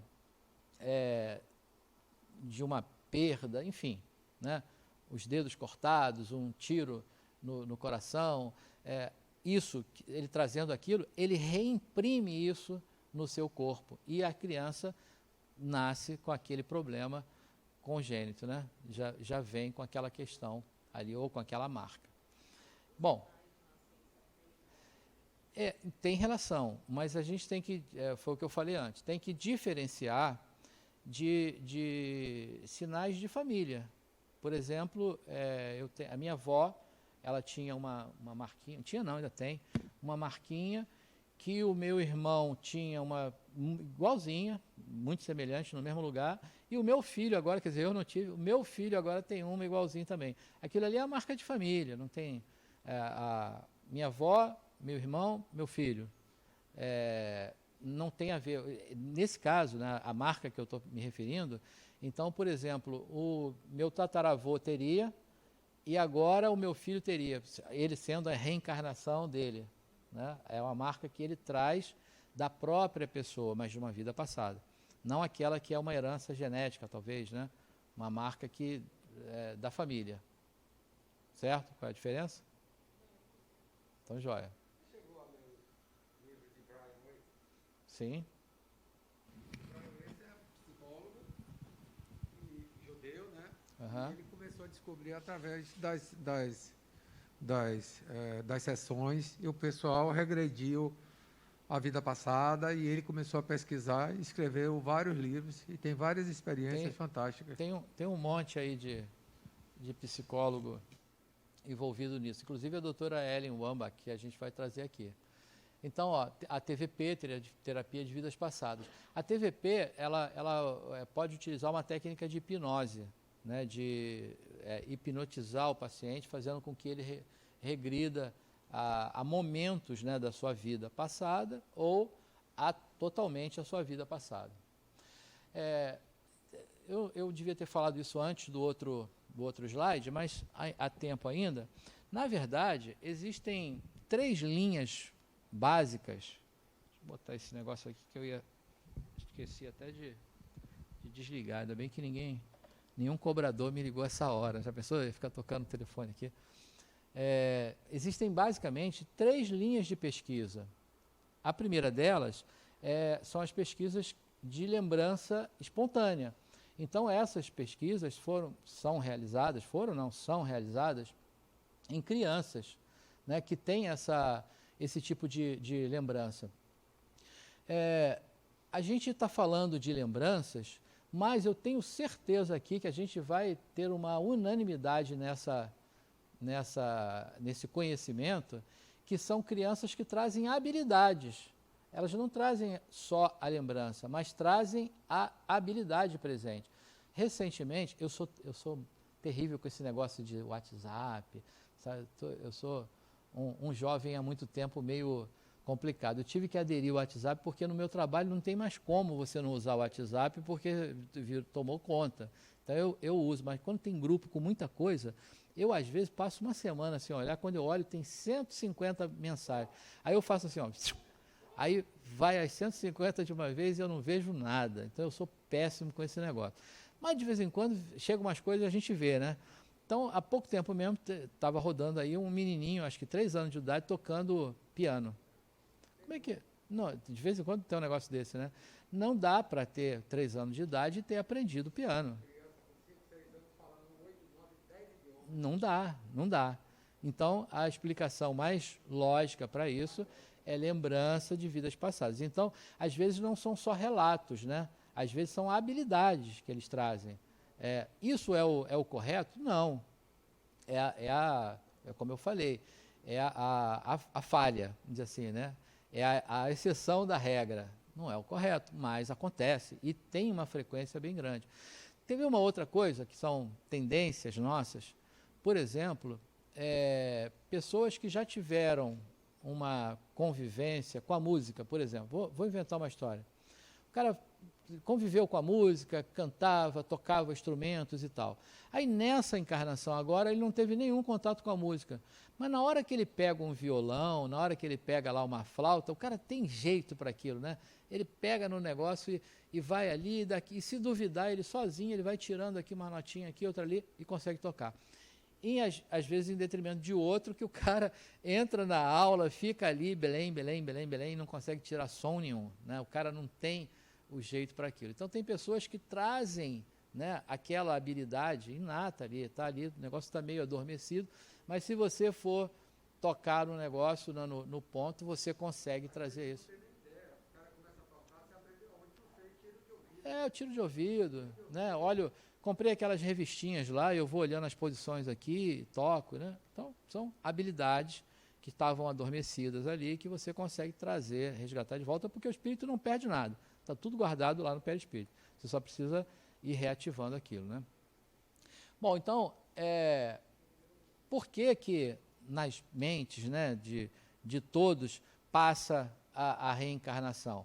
Porque, olha lá, todos nós, ao reencarnarmos, trazemos uma vaga lembrança do nosso conhecimento do passado. Nenhuma parte do aprendizado é perdida.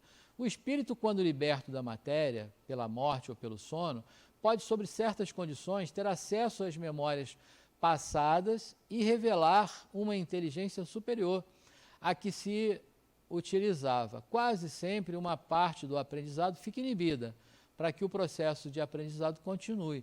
Então, acho que aí só ratifica o que a gente está falando agora, né? Do conhecimento não ser perdido, dele estar lá, as habilidades não serem perdidas, elas estão lá. E quando a gente vai cutucar ela, né, que você vai se aproximar de alguma forma, você acaba trazendo aquilo. E aí a gente percebe que umas pessoas têm uma facilidade maior para algumas coisas do que para outras, né? E isso é normal, porque a nossa evolução não está igualzinho em todo mundo, né? A gente está mais ou menos na mesma faixa, mas não está igualzinho para todo mundo. Uns já avançaram um pouco mais em uns aspectos, outros um pouco mais em outros aspectos, né? Eu dizia até pouco tempo que o homem careca é o mais evoluído. Eu ainda tenho essa impressão, né? Que os carecas são os mais evoluídos. Mas eu, por exemplo, né, vinha me desenvolvendo há muito tempo nas ciências exatas, porque eu acho que em outra encarnação, né, Tânia, eu era arquiteto, porque eu tenho assim uma coisa com arquitetura, né, com o design, a minha colega ali de profissão. Nessa agora eu vim engenheiro, estou há 37 anos engenheiro. Aí até que um dia, né, o Adenauer gosta de mexer com a gente, né? Aí o Adenauer falou, não, o espírito só é avançado quando ele é engenheiro e ele vai estudar psicologia. Aí eu acreditei e fui, né? Então estou estudando psicologia agora. E aí o que acontece? Outra dimensão. Por quê? Né, eu venho de exatas, né? 1 mais 1 tem que ser 2, né? Para o engenheiro. E agora eu entro numa dimensão de humanas. Não é assim, não é 1 mais 1 é 2, né, cada um é uma possibilidade. Então, olha só, né, estudar a mente humana, olha que coisa que não é matemática, né? Então, é o desenvolvimento do espírito numa outra dimensão. E todos nós estamos assim, a gente vem numa caminhada, né, até que você chegue a um determinado ponto, e aí é preciso que você, numa outra encarnação, você se desenvolva em outra direção, em outra dimensão, né, para que a gente avance, evolua. Então, é mais ou menos assim. Então, vamos falar agora sobre alguns pesquisadores da reencarnação. Mas eu queria fazer uma pergunta, porque até agora eu estou achando que está pobre de pergunta, né? E eu sempre fico na dúvida, quando tem pouca pergunta assim, se está todo mundo entendendo mesmo ou se está confundindo mais. Até aí, tudo bem? Tem alguma dúvida? Está claro o que a gente falou até agora? Está tranquilo? Olha lá, e na próxima aula o pessoal vai passar já para o próximo tema, aí vão falar, na aula passada não falou isso. Está tranquilo, né? Então pronto, então vamos para os pesquisadores. Então, olha, já tinha dado spoiler, né? Dr. Ian Stevenson, bem recente, desencarnou em 2007, não é tão longe assim. Em 1964, abandona o cargo para se dedicar às pesquisas do fenômeno da reencarnação, o qual foi pioneiro nas pesquisas sobre reencarnação. Dedicou 40 anos a estudos científicos, com mais de 3.000 casos. As linhas de pesquisa dele, né, descreve sobre marcas de nascença e defeitos congênitos, foi o que nós falamos, e a pesquisa sobre relatos de memória espontânea. As marcas são consideradas grande evidência no renascimento sucessivo. Stevenson estudou extensamente as marcas de nascença em crianças e chegou a resultados surpreendentes. Agora, você vê, ó, ele não tem nada, não tem nenhum vínculo com nenhuma religião, nem com aquelas que reencarnacionistas orientais, nenhuma religião. Cientista, médico, psiquiatra, tinha nada a ver com isso e resolveu estudar a reencarnação. Então, ó, um canadense, médico, diretor do departamento de psiquiatria da Universidade de Virgínia. Acho que talvez é o pioneiro nas pesquisas. O maior número de publicações a respeito desse tipo de pesquisa é dele. E depois dos sucessores dele. A gente tem um outro cara, que é o Jim Tucker, que até recentemente ainda era o chefe da cadeira de psiquiatria da universidade e que continua com as pesquisas de reencarnação. Para vocês terem uma ideia, isso está de tal forma, e que bom que isso está sendo desvinculado da religião, porque quando você fala de reencarnação e que a gente viu ali um histórico, né, do tempo, desde quando se fala em reencarnação, a gente está sempre vinculando a uma filosofia religiosa, né? Então, os hindus, os pensam assim. Agora, a reencarnação, o tema da reencarnação, está saindo da religião e está indo para a academia.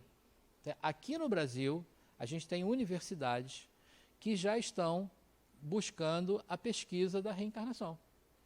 Inclusive, tem uma universidade em Juiz de Fora, eu acho que eu tenho um slide aí que vai falar disso, estou antecipando de novo, em Juiz de Fora, que tem um pesquisador aqui da UFBA que está ligado a eles lá, e eles estão fazendo pesquisas, não só a revisão bibliográfica, mas pesquisas, né, com coleta de novos dados, quer dizer, eles distribuem um formulário, as pessoas preenchem, né, se tem algum relato, se tem na família alguém que relata algo, o cara preenche aquele formulário e aí eles entrevistam, né, e vão trazer para que eles possam, para que seja o ponto de partida da pesquisa, para que vão às cidades, aos lugares onde foram mencionados na lembrança ou no relato lá da pessoa. Então, isso acontece agora, aqui no Brasil. Inclusive, aqui na ULI, a gente agora está, a pós-graduação, estamos no ciclo básico, né? Mas passa rápido, como o Plínio falou. Daqui a pouco a gente está no ciclo 10 com ele e depois a gente vai para a pós-graduação. A pós, hoje, ela tem 5 linhas de pesquisas, né? Uma delas é a reencarnação. Então, a gente vai também se debruçar a estudar isso. O que eu também acho que é um terreno muito fértil. Porque, imagina, a academia, quer dizer, uma universidade pesquisando com o público em geral, ela vai ter uma diversidade muito grande, mas ela vai ter aquele percentual de pessoas que nem acredita nisso, né? A gente pesquisando dentro de uma casa espírita, bom, tem aquela surpresa, né? 97% é que vão acreditar e que terão relatos. A gente pode ter aí um gap de algum percentual de pessoas que nem acreditem, mas eu acredito que a gente tenha um terreno muito farto também, muito fértil, né, de pesquisa dentro de uma casa espírita. E isso está acontecendo agora. Então, olha o que o Ian Stevenson já publicou. 7 casos sugestivos de reencarnação na Índia, no Ceilão, no Brasil, casos sugestivos, eu não sei nem pronunciar o nome daquele lá, Trings, nem sei pronunciar aquela palavra, no sudeste do Alasca, um caso sugestivo de reencarnação no Líbano. Então, ali ele conta um caso ali de um singalês chamado Sujit, mas eu vou passar porque daqui a pouquinho esse pessoal de preto vai ficar todo mundo aqui dizendo que eu tenho que correr. Para não correr, então, eu já contei um caso de Ian Stevenson, a gente vai para o próximo. Pois não. Oi, se a gente tem hoje essa quantidade tão grande de centro espírita no Brasil em comparação com o resto do mundo, né? Uhum. Por que a gente tem tão pouco experiência no Brasil desse tipo de estudo em comparação com o mundo? Posso estar falando besteira, mas eu costumo ver muito mais experiência no mundo do espiritismo na França e nos Estados Unidos do que no Brasil, e é uma quantidade de, não sei, acho que pessoas, né? Acho que ele pode falar em percentuais e em número Você absoluto. está se referindo, desculpa, como é seu nome? Vitor. Ô, Vitor, me lembra agora. Você está se referindo à pesquisa? Pesquisa. Pois, essa é uma resposta muito simples, Vitor. Pesquisa custa, cara. O pesquisador tem que ganhar. A gente não tem grana nem para... Como é que se faz pesquisa aqui no Brasil? A gente tem aqui o celeiro, mas não tem o financiamento. Pois é. Agora, você vê, o diretor lá da Universidade da Virgínia, do Departamento de Psiquiatria, ele ganha um cargo e lá todo um departamento da academia disponível para ele pesquisar. 40 anos lá vivendo disso. Pois não. Questão financeira, natural.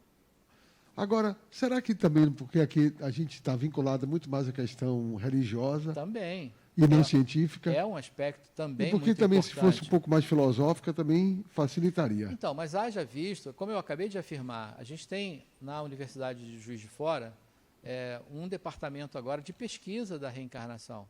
Está acontecendo dentro da universidade. Aqui tem um pesquisador da UFPA, acho que é Marco o nome dele, que está ligado a esse grupo lá, ele fez algumas palestras aqui, eu participei, porque eu tenho interesse por causa da pós daqui. Então, hoje esse movimento de desvincular o tema reencarnação da religião e trazer ele para a ciência está ocorrendo. Mas, se houvesse, por exemplo, há mais tempo, uma verba que, olha, esses pesquisadores aqui, mesmo que fosse para desbancar, para dizer que não existe, né? Aliás, a pesquisa, às vezes, parte desse pressuposto, né? Então, e tivesse, já teríamos mais pesquisadores, né? Então, a gente vai ver que tem eu vou mostrar um slide aqui na frente, o Dr. Ian Stevenson teve 3.000 casos de supostas reencarnações e que ele fez a comprovação. A gente vai ver que o Dr. Hernani, aqui no Brasil, ele pesquisou 70 casos, porque ele se sustentava, a pesquisa era custeada por ele mesmo, né? Então, tem uma diferença muito grande, né, nesse aspecto. Infelizmente, a gente não tem verba para pesquisa. Tem o terreno, mas não tem. Mas isso também, graças a Deus, está sendo... porque agora, por exemplo, uma universidade espírita não tem fim lucrativo, porque não tem propósito de ganhar nada com isso. A pesquisa é pelo fato, pela comprovação, né? Aí a coisa vai tomar um outro vulto. Talvez mais um tempinho na frente a gente tenha mais publicações sobre isso. Então, um outro livro de Ian Stevenson, né? Marcas e defeitos de nascença, né? O livro é Aonde a Reencarnação intersecta a biologia, quer dizer, em que momento, em que ponto que o espírito, né, reencarnante atua ou age sobre o corpo físico. Então, a tradução ali ao pé da letra é essa, né? Então, crianças que afirmam se lembrar de uma vida anterior foram encontradas em muitas partes do mundo, particularmente nos países budistas, hindu e do sul da Ásia, entre os povos xiitas do Líbano e Turquia, as tribos da África Ocidental e do Noroeste americano. Stevenson reuniu mais de 2.600 casos notificados de memórias de vidas passadas, os quais 65 relatórios detalhados foram publicados. Então, olha aqui alguns casos aqui que ele traz, isso está publicado nos livros dele, né? Marcas e defeitos de nascença, né? Então, foi constatado que muitas das marcas, sinais, manchas, vermelhidão na pele eram um resquício de feridas em vidas passadas. São comuns marcas que se formam a partir de tiros, de facas, de lanças, de espadas, de golpes fortes, de cortes na pele, de queimaduras mais profundas, dentre outros. As marcas de nascença ficam mais fortes em decorrência do trauma ou ferida de grande intensidade que ficam gravadas no corpo espiritual. Que a gente também, né, isso aí está só ratificando o que a gente já falou, né? De acordo com a intensidade daquilo que ocorreu, elas vão ser mais evidentes ou não nessa construção, né, que ocorre e que se dá como uma malformação, porque Por exemplo, ó, a orelhinha do menino ali, ó. Ali foi no livro ele vai relatar, né, que foi um golpe de espada que seccionou a orelha, quando nova vida, uma malformação congênita lá naquela parte lá do corpo que havia sido golpeada no passado.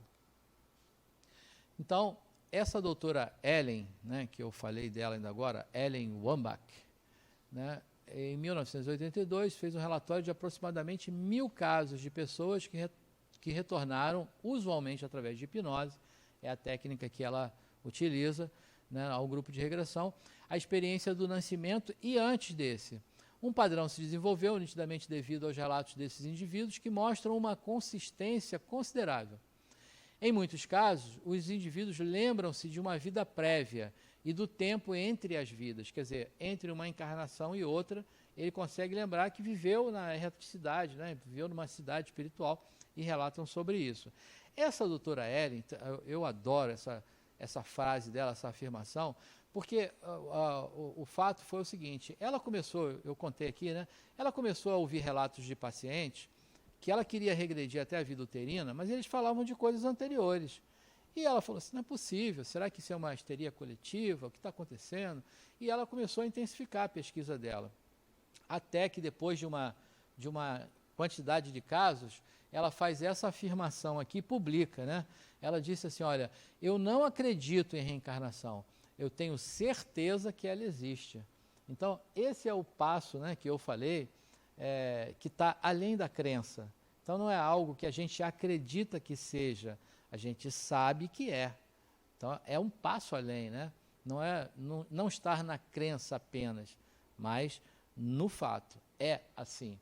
E aí, como a gente já sabe que a reencarnação não está vinculada a nenhuma religião, né? Ela não está vinculada ao pensamento da possibilidade que a religião traz, assada, cozida ou frita. Nada disso. Ela está vinculada ao espírito. Então, é espírito humano? Vai reencarnar. Não lembra por 2 motivos. Posso te dar 2 explicações. Primeiro, a religiosa e segundo, a científica. Vamos lá. A religiosa, porque você precisa de um reset.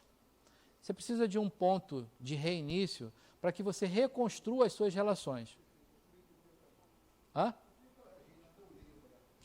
A gente está lá em cima, lá em algum lugar. Não, ou melhor, quando a gente está lá em cima, eu não sei se lá em cima, porque... Lá em cima, ou melhor, na casa de meu pai tem muitas moradas. Uma das muitas moradas. Perfeito, vamos lá.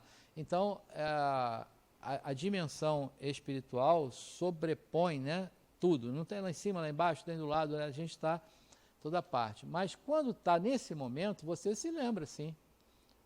Nesse momento, de acordo com a sua capacidade, você pode se lembrar mais ou menos de mais vidas passadas ou de menos vidas passadas. Mas, pelo menos, da sua última encarnação, absolutamente você vai lembrar. Porque eu entendo a pergunta. Esse é o intervalo. Você está no intervalo. Não, porque, mas veja bem, eu estou aqui agora, mas não, talvez... Aí você está encarnado. Perfeito. Há 50 anos atrás eu não estava. Nesses 50 anos... Fala a verdade. Estou aqui hipotetizando. Eu estou com 50 e tal. Há 50 anos eu estava encarnado. A pergunta é o seguinte, ou melhor, eu reencarnei agora, mas antes de eu reencarnar, fiquei 50 anos sem reencarnar. Por que eu não lembro desse ato? Bom, agora você não lembra. Mas quando você estava no hiato, você lembrava do passado. Agora você não encarna, 2 explicações. Uma religiosa, que é a necessidade de ter um restart, de ter um reinício para que você possa reconstruir ou construir as suas relações. Eu fiz a brincadeira aqui, né, que se eu fui ao algoz dele no passado, se eu me lembrasse disso, a gente não conseguiria reconstruir isso agora. Bom, esse é o que a bibliografia espírita, inclusive, traz, inclusive chamando isso do véu do esquecimento, para que você possa reconstruir de novo. Mas existe um outro fato que a gente vai de novo bater aqui, que a gente já falou que ocorre. Esse é o científico. O que acontece? Essa sua experiência, ela não está mais gravada, o corpo é novo, né? A córtex cerebral está zerada. Ela não tem as informações do que passaram. Essas informações, elas estão na mente. elas vão estar armazenadas num corpo espiritual, as emoções no corpo emocional, as habilidades no corpo causal, elas vão estar no perispírito. Então, por isso você não lembra. Agora, se eu utilizar de uma técnica de ir lá buscar informação, aí você lembra. Por exemplo, imaginemos que antes de você encarnar agora, você ficou no nosso lar. Por que você não lembra quando você ficou no nosso lar? Só lembra das vidas corpóreas. Olha, agora, encarnado, o mecanismo é de esquecimento.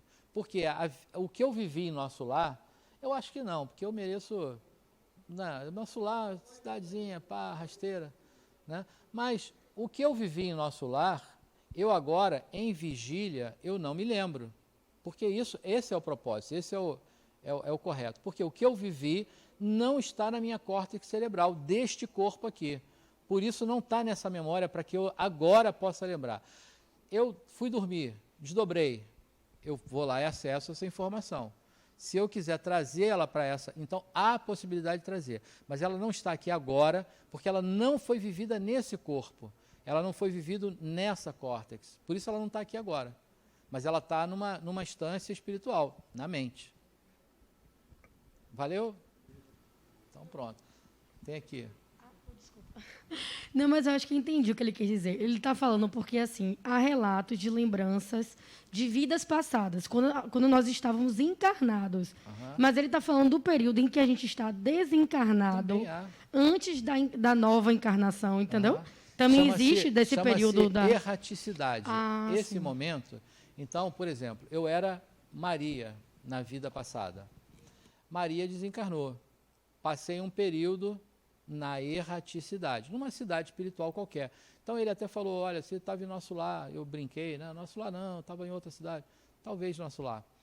Mas nesse período é possível você lembrar também, não é um momento que se perca, ele fica lá guardado. E quando você está nesse momento, você lembra dali para trás.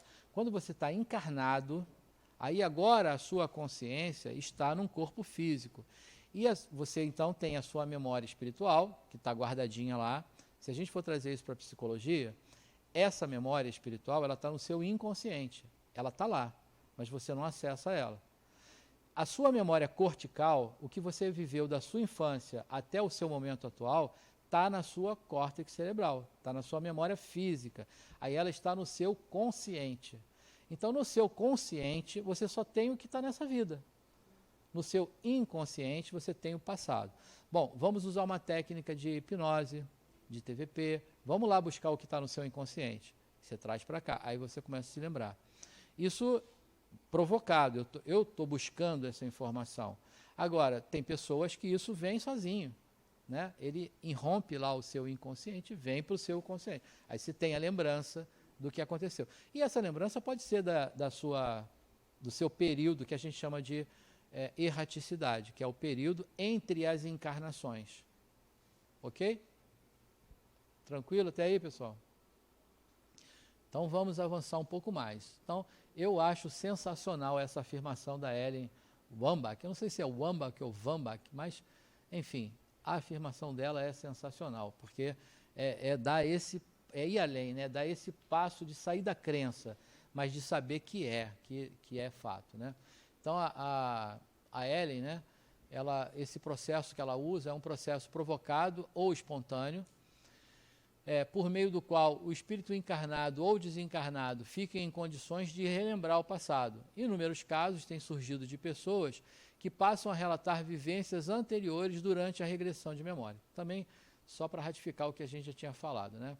A TVP se insere na abordagem da psicologia transpessoal.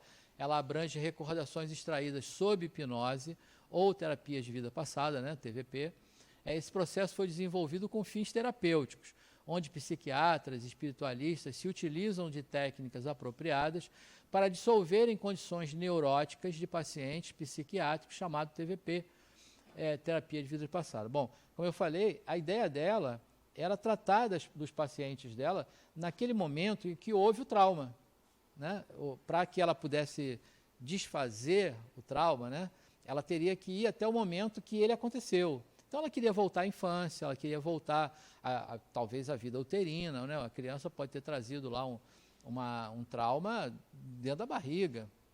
Então, essa era a ideia dela. Só que ela viu que não parava ali, que quando ela regredia, que ela podia ir além, ou melhor, né, a muito mais além do passado, né, e chegar ao intervalo. Você viu que teve essa afirmação num dos slides passados, ao intervalo entre as vidas e até a vida passada. Então, ela conseguiu, através dessa técnica, fazer isso, chegar até lá.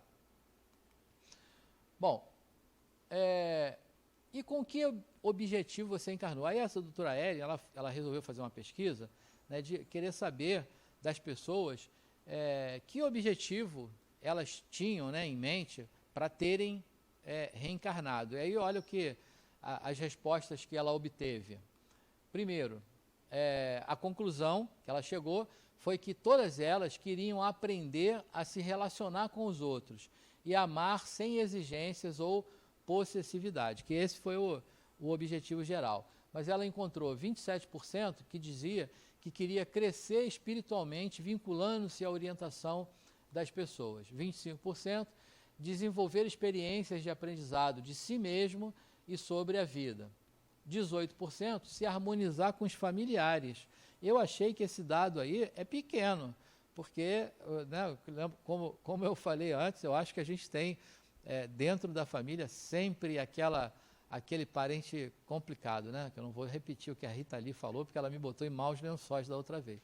Mas a gente tem sempre aquele parente complicado. Às vezes, por incrível que pareça, né? Às vezes a gente tem um amigo que parece que é um irmão escolhido, né? Porque você tem ali uma relação. E tem um parente consanguíneo que é complicado. Às vezes, cabeça dura, e pensa diferente de você, e aquela coisa toda, né? Enfim, então eu acho que 18% ali é pouco. Esse pessoal aí omitiu informações. Mas quem sou eu para estar questionando a pesquisa dela, né? 18% 18% cultivar os valores do amor, aprendendo a se doar em favor dos semelhantes, né? E 12% foram outros, né? Foram diversos propósitos que encontraram e ela resolveu juntar isso tudo num grupo só. Então, vejam que de certa forma, há essa nítida noção de que a gente se melhora através da reencarnação, seja para o seu relacionamento familiar, seja para o seu convívio, né? Para entender as pessoas, e amar as pessoas. Então, de certa forma, está claro que a ideia é se melhorar. Esse, então, Hernani Guimarães Andrade, né, um brasileiro, engenheiro, parapsicólogo, pesquisador da reencarnação e da existência do espírito, professor de pós-graduação da USP, diretor do Instituto Brasileiro de Pesquisas Psicobiofísicas, o IBPP. Então, ele publicou 2 livros aqui. Um caso que sugere reencarnação e o outro, Reencarnação do Brasil.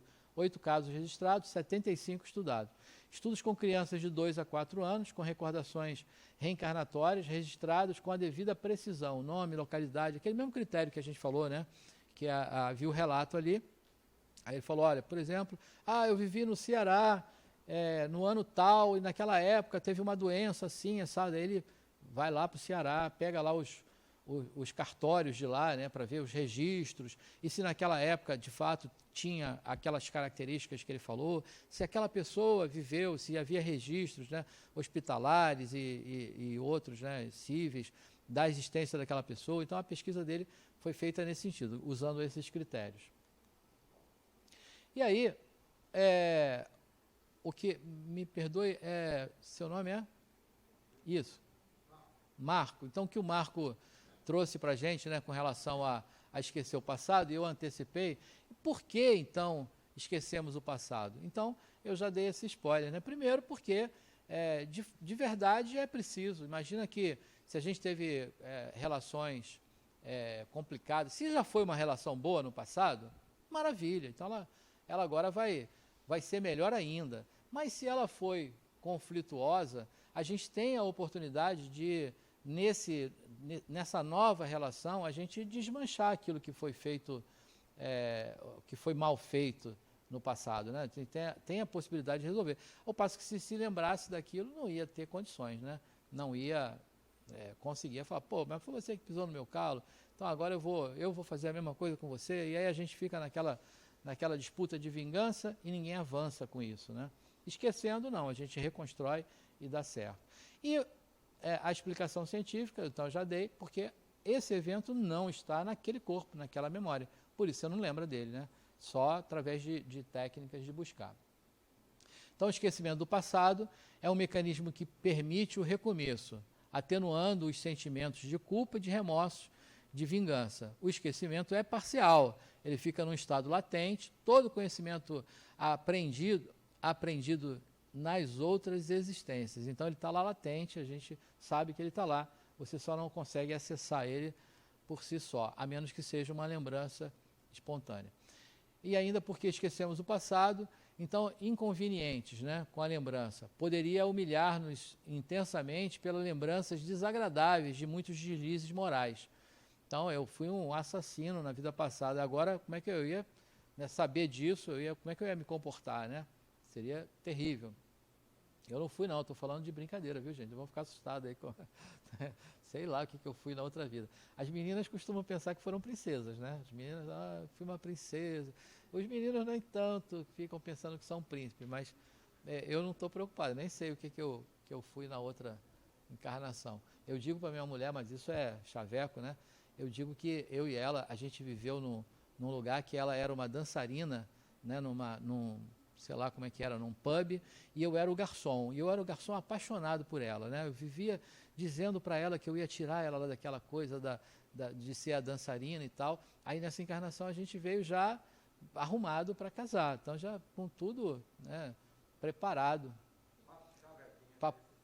Chaveco, né? Mas colou, 22 anos lá, ó, colou.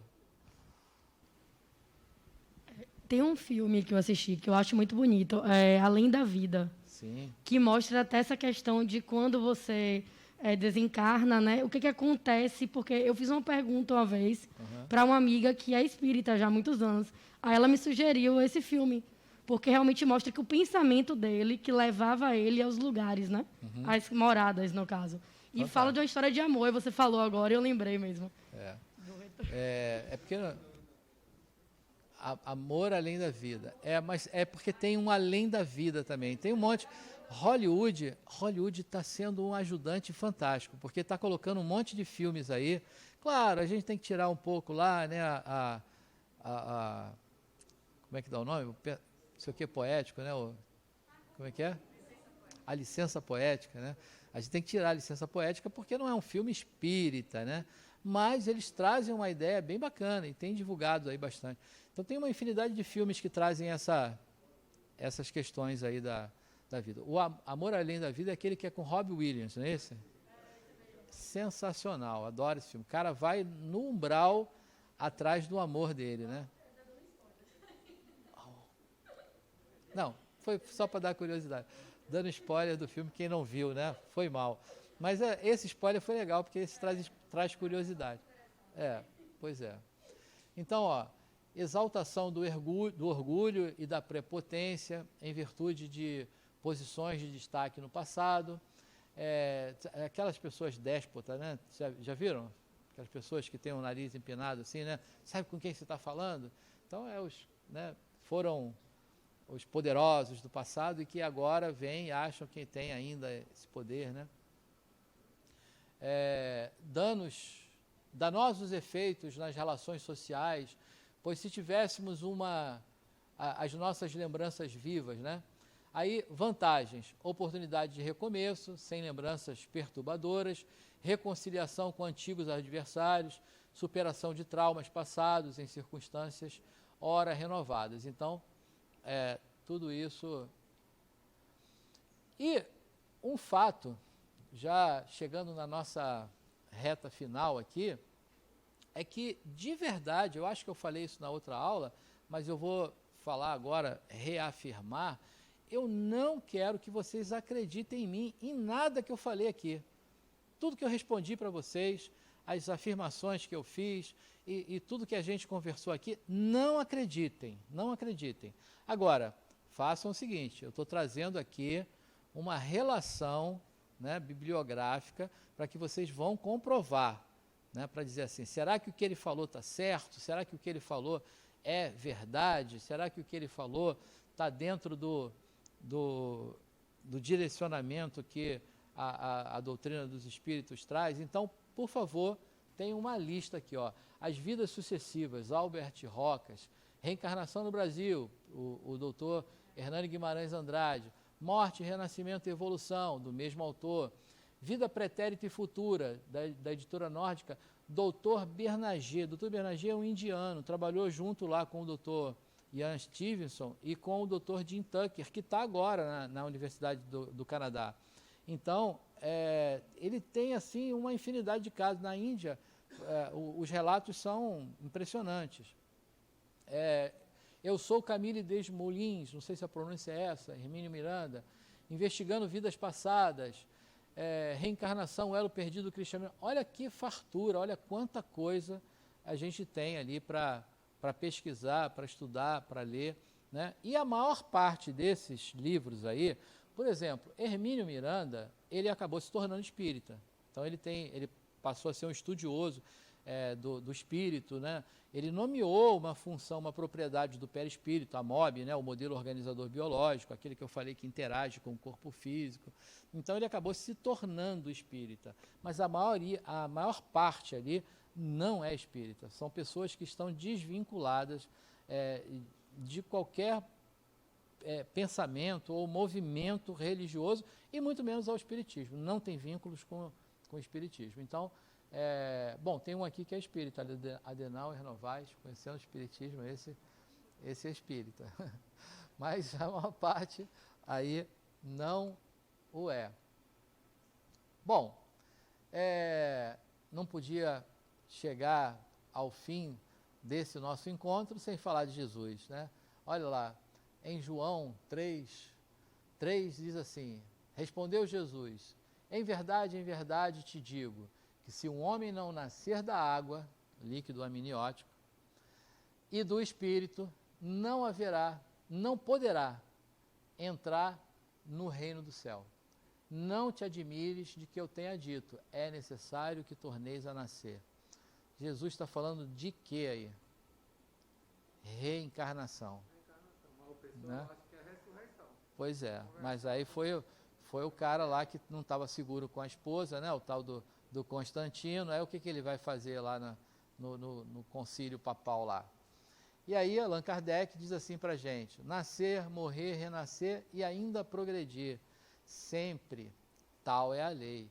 Então, a nossa evolução parte, né, desse mecanismo de nascermos e renascermos e retornarmos outra vez, e mais uma vez, e mais uma vez, e assim a gente um dia chegar lá, a condição de espíritos puros, né, passando por esse mecanismo.